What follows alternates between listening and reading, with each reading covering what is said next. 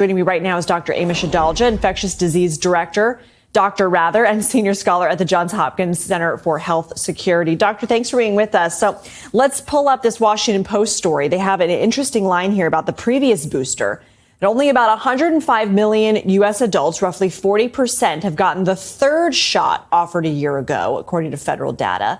That's a far lower rate than other countries like the UK, where that number is about 70%. So here you have people who were willing to get the first shot, willing to get the second shot, but the third and fourth, not so much. So what happened?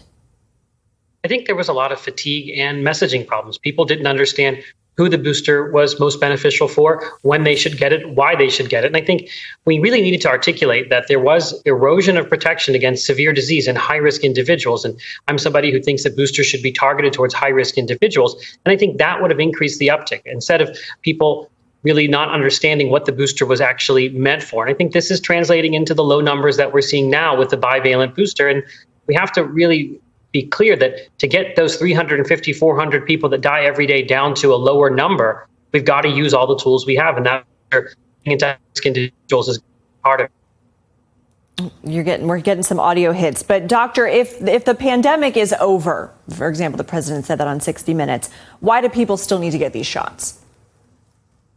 Well, just because a pandemic may or may not be over doesn't mean you stop caring about it. It's not all or nothing. It's not this binary pandemic versus nothing at all. We get vaccines and shots and work on other infectious diseases that are not pandemics all the time. So just because this isn't a pandemic, based on what the president said, doesn't mean that there's still not work to do. It doesn't mean that we can be satisfied with the number of deaths and hospitalizations that are occurring. We need to use all the tools that we have, vaccines, boosters, Paxlovid, monoclonal antibodies, in order to make this as manageable of an illness that it can be. It's not going anywhere. We've got to use the tools that science and medicine have given us. Doctor, I have 30 seconds left, but this is important because the number of people expected to get the flu shot has been trending downward in recent years. A lot of people say they're going to forego the flu shot, but maybe mask up instead. What do you think of that approach?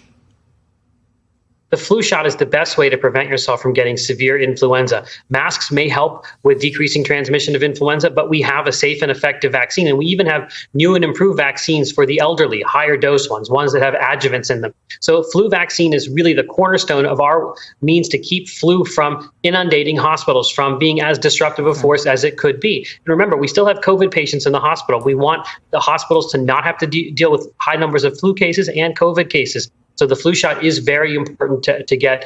It's the best way to protect yourself. Okay, Dr.